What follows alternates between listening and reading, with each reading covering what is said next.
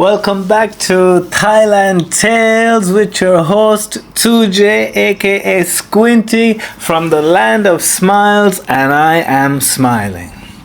We're coming back in now with episode 2 of series 3, and it's part 2 of episode 2, The Little Devil. We found out the last time that myself and the little devil were getting very comfortable, very passionate, while the unthinkable happened. And that was, I came inside my own bloody trousers.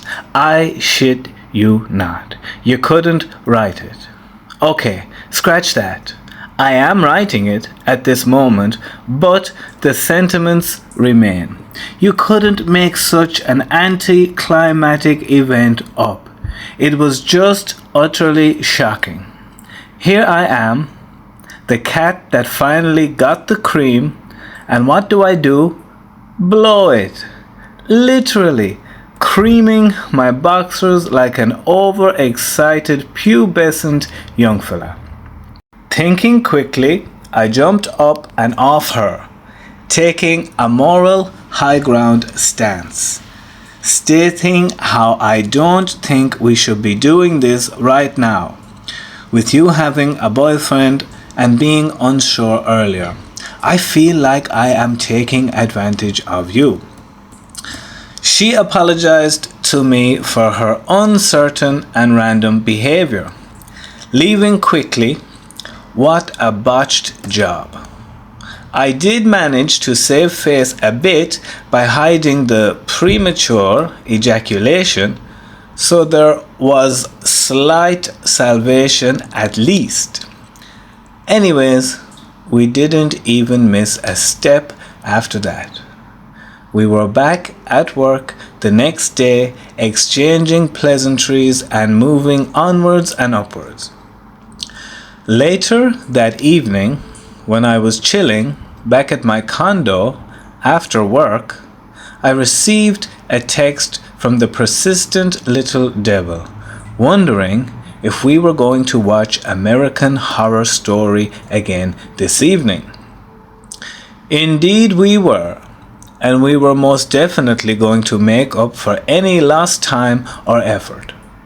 I know by now you know exactly what I am talking about.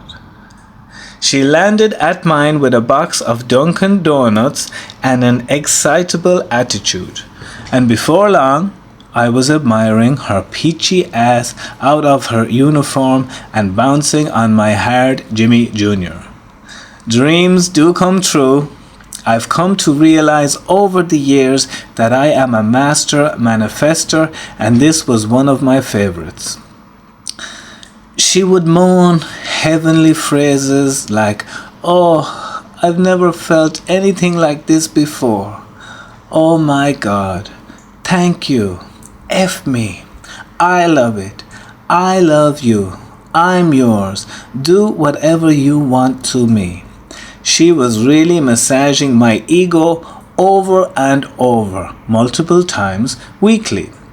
It never got old. She never failed to satisfy me and I her.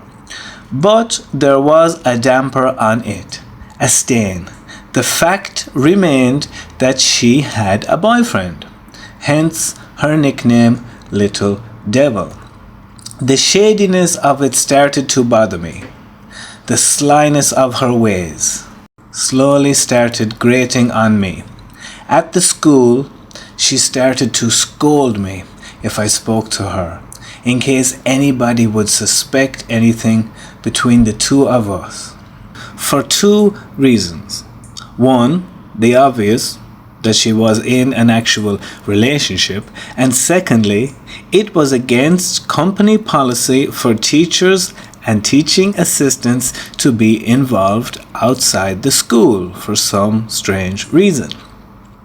After school, she would hang around in the shopping mall our school was operating in, with the other TAs, having ice cream or tea.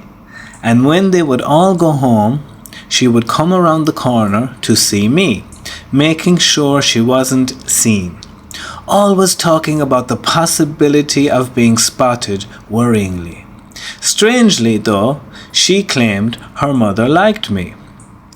She would say that her mother was happy to know she was with me, as she was sure to be in safe hands hanging out with an older teacher. If only she knew, eh? Funnily, she claimed that her boyfriend had no suspicions whatsoever, as I was too old to be tempting her and causing him any jealousy. In his mind, my age alone was unattractive to her. By the way, back then I was only 30 years old. If everything she told me was true, she had created a great little situation for herself indeed. Thinking about it now, as I am writing, I would not be surprised if they were all in on it, hoping to benefit someday in the future, as is often the case here in Thailand. I certainly didn't feel like it back then, though. I was just a little peeved at the secrecy, but that wasn't a major deal to me, in all honesty.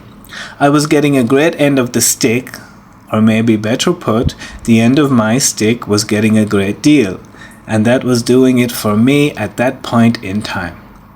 I'm sure we would have kept it up for a lot longer than the 4 months if I hadn't returned to Ireland. I made the decision to go home suddenly enough, with only a couple of weeks' notice for her, in which time she rolled out the red carpet for me, trying to fulfill my every wish and desire before we were to part ways.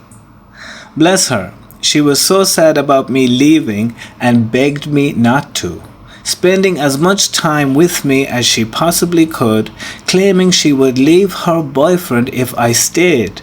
But for many reasons, family and visa related, it made sense for me to leave. The horrendous coronavirus struck. The world and I was restricted from traveling, sealing and cementing our fate. Okay, so I think we will leave it there as it is going on quite a bit, but there is a little bit more to that story, and let me know what you think about it in the comments. Like and subscribe. Peace and love from the land of smiles, Tuje aka Squinty.